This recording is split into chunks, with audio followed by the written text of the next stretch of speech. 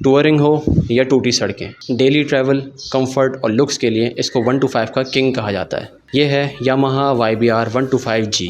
मैं ख़ुद ये बाइक पिछले 5 साल से इस्तेमाल कर रहा हूँ, तो मैं जो भी कहूँगा एक्सपीरियंस से कहूँगा। हालांकि इसका प्रोडक्शन प्लांट पाकिस्तान में बंद हो चुका है, तो क्या आपको ये बाइक लेनी चाहिए, आइए जानते हैं। Check the mic and make sure it sound right, boys.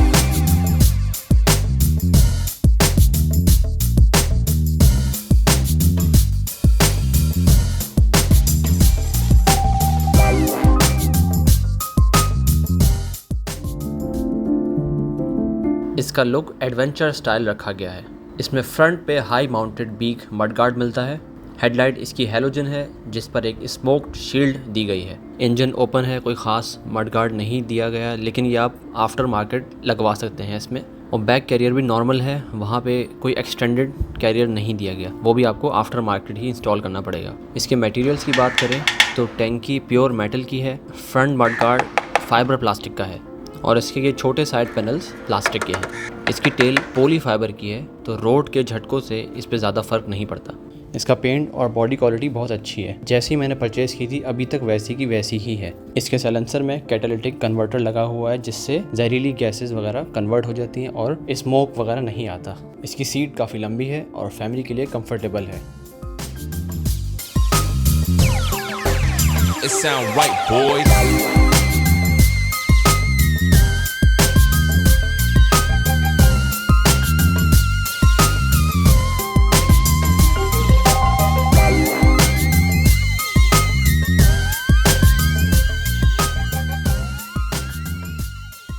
Engine की बात करें तो इसमें 124 सीसी का इंजन है, 10.7 हॉर्स पावर प्रोड्यूस करता है। इस इंजन की सबसे अच्छी बात है इसका काउंटर बैलेंसर शाफ्ट। आपने अगर होंडा 125 चलाई है तो आपको आइडिया होगा कि वो हाई स्पीड पे वाइब्रेट करने लग जाती है और वो वाइब्रेशन पूरी बॉडी में महसूस होती है। 70 पे तो नॉर्मल स्पीड पे भी महसूस होती है, जो बंदा पीछे बैठा होता है उसको ज़्यादा महसूस होती है क्योंकि उसमें ये फीचर नहीं है। लेकिन YBR पे आपको हाई स्पीड पे भी वाइब्रेशन महसूस नहीं होगी, ये सबसे अच्छी बात है इसकी। 125 है तो डेफिनेटली इसकी स्पीड काफ़ी तेज़ है, नॉर्मल बाइक से ज़्यादा है। अभी तक मैंने इसकी मैक्सिमम स्पीड 95, 90 इतनी ही देखी है, लेकिन लोगों का ये भी कहना है कि ये 100, 105 तक भी चले जाती है। बट हाँ, एक बात है कि होंडा 125 का जो पिकअप है वो ज़्यादा है इस बाइक से। इसका पिकअप थोड़ा स्लो है, ये आराम से स्पीड पकड़ती है। तो अगर आप ड्रैग रेसिंग के शौकीन हैं, रेस लगाने के शौकीन हैं, तो डेफिनेटली आप होंडा 125 के पिकअप से पीछे रह जाएंगे, लेकिन ओवरऑल स्पीड इसकी अच्छी है। और सेकेंडली ये एक कार्बोरेटर बाइक है, तो सर्दियों में सुबह एक दफ़ा के सेल्फ पे ये स्टार्ट नहीं होती, आपको चोक उठानी ही पड़ती है कभी कभार। इसका एयर फिल्टर बहुत हाई क्वालिटी है, जो नॉर्मल बाइक से ज़्यादा डस्ट कैच करता है। हाँ, ये थोड़ा महंगा है लेकिन अच्छी क्वालिटी है। इसमें 5 गियर होते हैं, फर्स्ट गियर आगे लगता है, बाकी 4 पीछे। इसका 5th गियर हाईवे पे ओवर ड्राइव का काम करता है, जिससे इंजन पर स्ट्रेस बहुत कम हो जाता है और फ्यूल इकोनॉमी बेहतर हो जाती है। इस बाइक में सेल्फ स्टार्ट और किक स्टार्ट दोनों दिए गए हैं। इसका 12 वोल्ट DC इग्निशन सिस्टम काफ़ी बेहतरीन है। स्पीड कम हो या ज़्यादा, हेडलाइट की रोशनी कांस्टेंट रहती है, फ्लिकर नहीं करती। मीटर कंसोल में आपको गियर इंडिकेटर, फ्यूल गेज और रीसेटेबल ट्रिप मीटर मिल जाता है, जिससे आप फ्यूल की एवरेज नाप सकते हैं। बाकी इतने सालों से चला के मैंने एक चीज़ नोट की है कि ज़्यादा धूप की वजह से, क्योंकि आपको पता है पाकिस्तान में धूप की क्या हालात हैं, इससे जो हैंड साइड बटन्स हैं और जो हैंडल बार है, इनके कलर्स फीके पड़ने शुरू हो जाते हैं, जो कि हर गाड़ी में, हर बाइक में ही होता है। तो बस ख्याल रखें, इसको कवर करके रखें। जब भी बाइक धूप में खड़ी हो तो उसको बॉडी कवर डाल के रखें इस पर, जिसको रेन कवर भी कहते हैं। इसमें भी पेट्रोल का सेम मैकेनिज्म है। और इतने सालों में मुझे सेल्फ स्टार्ट से अभी तक कोई परेशानी फेस नहीं हुई है। मुझे याद नहीं पड़ता मैंने आखिरी बार कब इसमें किक का इस्तेमाल किया हो। सिर्फ तब इस्तेमाल करना होता है जब ये सर्दियों में स्टार्ट नहीं होती। फ्रंट पे हमें सिंगल पिस्टन डिस्क ब्रेक मिलता है और ये हाइड्रोलिक डिस्क ब्रेक्स हैं। हाइड्रोलिक डिस्क ब्रेक्स केबल वाले डिस्क ब्रेक से बेहतर होते हैं क्योंकि वो स्मूथ परफॉर्मेंस देते हैं उसकी फ्लूइड की वजह से। और पीछे ड्रम ब्रेक है। फ्रंट शॉक्स पर रबर बूट्स हैं जो मिट्टी से बचाते हैं और पीछे 5 स्टेप एडजस्टेबल शॉक्स हैं, तो आप शॉक्स को नीचे और ऊपर अपनी मर्जी के हिसाब से कर सकते हैं। व्हील्स इसके 18 इंच के अलॉय रिम्स हैं और टायर्स पर ब्लॉक पैटर्न दिया गया है, जो ख़राब रास्तों पर स्लिप नहीं होते और ग्रिप अच्छी देते हैं। इसकी ग्राउंड क्लियरेंस भी अच्छी है, तो गड्ढों से और रोड पे ग्रिप अच्छी देती है। इसकी बॉडी काफ़ी सॉलिड है, 2 बंदे या 3 बंदे भी अगर बैठते हैं तो पिछला पार्ट टायर से नहीं टच होता। लेकिन हाँ, शॉक्स जब 3-4 साल पुराने हो जाए तो हैवी लोड पर सस्पेंशन थोड़े नरम पड़ जाते हैं, तो उन्हें रिपेयर या चेंज करवाना ज़रूरी होता है। इसके मडगार्ड्स वैसे तो अच्छा काम करते हैं कीचड़ से बचाने के लिए, लेकिन फिर भी मैंने एडिशनल इसमें दोनों मडगार्ड्स इंस्टॉल किए हुए हैं, फ्रंट पे भी और बैक पे भी, ताकि इंजन पे भी कीचड़ ना लगे और बाइक के पीछे जो लोग आ रहे हैं उन पे भी कीचड़ ना जाए बारिशों में। अच्छा, क्योंकि ये स्पार्क प्लग वाली बाइक है तो ऑब्वियसली जब बारिशें होती हैं, तेज़ बारिशें होती हैं, अगर पानी जमा हो जाए तो अगर स्पार्क प्लग के अंदर पानी चला जाए तो फिर ये बाइक मिस होकर बंद हो जाती है। जैसे हर नॉर्मल बाइक स्पार्क प्लग गीला होने पे बंद हो जाती है, तो उसका आसान हल यही है कि भाई स्पार्क प्लग निकाल के इसको सुखा लो, फूंक मार के, थोड़ी हवा मार के, और फिर ये वापस स्टार्ट हो जाती है। या फिर इसके स्पार्क प्लग पे आप थैली चढ़ा लो।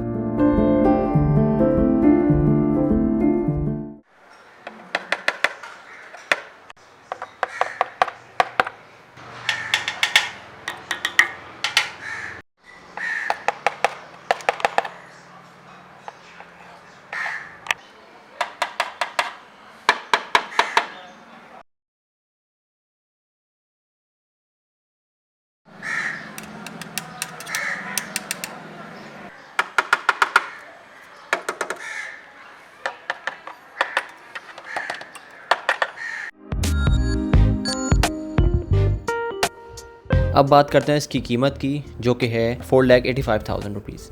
लेकिन इससे भी बड़ी खबर यह है कि यामाहा ने पाकिस्तान में अपना मैन्युफैक्चरिंग प्लांट बंद कर दिया है, यानी कि अब न्यू YBR बनना बंद हो चुकी है। शोरूम्स पर जो आपको मॉडल्स नज़र आते हैं ब्रांड न्यू, वो बेसिकली 2025 के ही लेफ्ट ओवर यूनिट्स हैं जो अभी तक सेल नहीं हुए, तो वो आपको न्यू मिल सकते हैं। वो भी इक्का दुक्का ही है, मैंने तो कहीं नहीं देखे, 1-2 ही पीसेस नज़र आते हैं, क्योंकि ये बाइक्स जब थी तब काफ़ी डिमांड में थी। ऑल्दो ये महंगी हो गई थी तो इस वजह से लोगों की रेंज से बाहर चली गई। ऑब्वियसली होंडा 125 थोड़ी सस्ती है और बाकी बाइक्स भी जो दूसरी कंपनीज की बाइक है वो सस्ती है। डीलरशिप्स तो अभी चल रही हैं, पार्ट्स भी मिल रहे हैं, लेकिन पार्ट्स के रेट्स थोड़े से महंगे हो चुके हैं और जेन्युइन पार्ट्स मिलने में भी थोड़ा सा दुश्वारी होती है या डिले का सामना होता है। और दूसरी बात कि हर कोई आम मैकेनिक इसके इंजन को हाथ भी नहीं लगाता। जो यामाहा के अपने डेडिकेटेड मैकेनिक्स हैं वही इस पे काम करें तो अच्छा है। ऑल्दो इतने सालों में मुझे आज तक इंजन का काम नहीं करवाना पड़ा, ना हेड का, ना टैपेड, ना कोई सील व्हील, कुछ नहीं, ना कोई भी लीकेज हुई, अल्लाह का शुक्र है। क्योंकि आप ध्यान से चलाओगे तो इस बाइक में कोई आपको मसला नहीं आएगा। हाँ, रफ राइडिंग करोगे, अंधाधुंध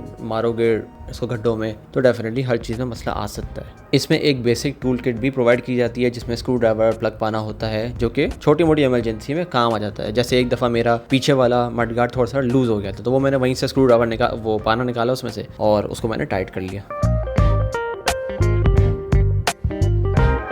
अब बात करते हैं फ्यूल एवरेज और मेंटेनेंस की। इसकी टैंकी 13 लीटर की है और फ्यूल एवरेज की बात करें तो वैसे तो कंपनी क्लेम 45 ही करती है, बट ऑब्वियसली 45 तो नहीं होगा, 32 से 40 तक होगा। और अगर आप स्लो चलाओ तो मेरा ख्याल है 45 भी देता है, 50 लोगों को 50 भी देता है भाई ये। लेकिन क्योंकि मैं मोस्टली फुल स्पीड में ही चलाता हूँ जहाँ जहाँ मुझे मौका मिलता है, तो मुझे 35-37 ही लगता है कि एवरेज देती है। लेकिन लोग क्योंकि संभाल के चलाते हैं तो उनको 40, 45, 50 भी देती है। अगर हम रनिंग और मेंटेनेंस कॉस्ट की बात करें, पेट्रोल के प्राइसेस तो ऑलरेडी आपको पता है, वो बताने की जरूरत नहीं है। बाकी इसका इंजन ऑयल 1200 से 1500 किलोमीटर के बाद चेंज होता है, वो भी तकरीबन इतने का ही आता है, 1500-1800 तक का अच्छा ऑयल। और अगर ऑयल फिल्टर गंदा हो जाए तो उसको चेंज करवाना लाजमी होता है। 2 दफ़ा जब आप ऑयल चेंज कराते हैं तो उस वक्त आप ऑयल फिल्टर भी चेंज करवा दें, क्योंकि अगर ऑयल फिल्टर के अंदर कचरा होता है, कोई मेटल पार्टिकल्स या कुछ गंदगी होती है, तो वो नए ऑयल के अंदर भी मिक्स हो जाती है, तो इसलिए ऑयल फिल्टर भी चेंज करवाना ज़रूरी है। तो इसका खर्चा तकरीबन, ऑयल का मैंने आपको बता दिया भाई, 1200 से 2000 तक का ऑयल आता है, बाकी ऑयल फिल्टर भी इतने तक का ही आता है, तो तकरीबन 1500 से 3000 तक का इसका मेंटेनेंस का खर्चा है। मंथली नहीं है वैसे, मंथली सिर्फ आपको ऑयल चेंज करवाना होता है और ट्यूनिंग अगर करानी है तो कराओ, अदरवाइज 2 महीने का ये खर्चा होता है 1500 से 3000 तक का, डिपेंड्स ऑन योर रनिंग। अगर आपकी रनिंग 1500 की हो रही है तो आप ऑयल चेंज कराएंगे, और ऑयल्स के ऊपर लिखा हुआ भी होता है रनिंग कि इसकी कितने किलोमीटर रनिंग है इस ऑयल की।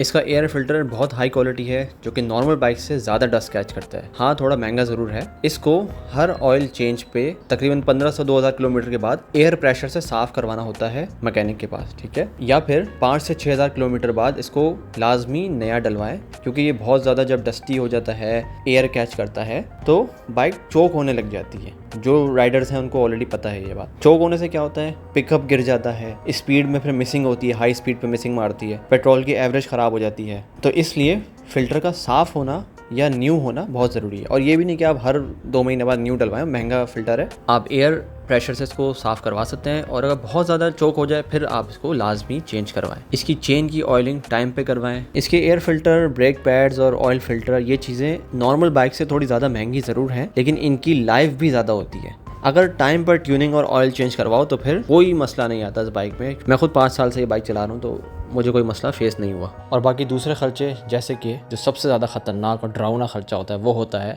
जॉनी ट्यूब, कैसे बोलता है पता नहीं, जॉनी ट्यूब फारिग है। फाइनल डिसीजन, प्लांट बंद होने के बावजूद यूज मार्केट में इसकी डिमांड और रीसेल वैल्यू अभी भी काफ़ी सॉलिड है, क्योंकि लोग इसके कंफर्ट और लुक्स के फ़ैन हैं। अगर आपको बचे हुए स्टॉक में से नई बाइक मिलती है या यूज मार्केट में साफ डील मिलती है तो कंफर्ट और डेली ट्रैवल के लिए आप इसको बिल्कुल खरीद सकते हैं। बस ये ख्याल रखना है कि इसके पार्ट्स थोड़े महंगे हैं और आहिस्ता आहिस्ता हो सकता है उनके रेट्स बढ़े। इतने ज़्यादा तो नहीं बढ़ेंगे, लेकिन ऑब्वियसली थोड़ा थोड़ा करके रेट्स बढ़ते रहेंगे। जब डिमांड बढ़ेगी, सप्लाई कम होगी, तो ऑब्वियसली रेट्स थोड़े बढ़ेंगे। तो ऑब्वियसली जो बंदा इतनी महंगी बाइक ले रहा है तो वो इस सब के लिए मेंटली प्रिपेयर रहे। और आखिर में मैं यही कहना चाहूँगा कि ये यामाहा वो बाइक है जो जनरेशन से चलती है, जनरेशन्स तक चलती है। आपने लोगों के पास देखा होगा कि 50-50 साल पुरानी बाइक्स चल रही होती हैं, साफ़ सुथरी अच्छी कंडीशन में, क्योंकि वो उसका इंजन का ख्याल रखते हैं। चाहे वो होंडा हो, यामाहा हो, ये बाइक्स बहुत लोगों के पास 1970 से चलते हुए आ रही हैं। तो अब ये आपके ऊपर है कि भाई आप उसका ख्याल रखते हो या उसको रफ़ यूज़ करते हो। अगर आप इस बाइक को ठीक हिफाजत से रखेंगे, टाइम पर मेंटेनेंस करेंगे, तो ये आराम से 20-25 साल आपका साथ देगी। और मेरा पर्सनल मानना ये है कि ये बाइक लेजेंडरी बाइक्स में शुमार हो जाएगी कुछ टाइम में, क्योंकि ये बहुत हाई क्वालिटी सॉलिड बाइक है। ऐसा नहीं है कि इसके पार्ट्स में से आवाज़ आती हो, जैसे बाकी बाइक्स होती हैं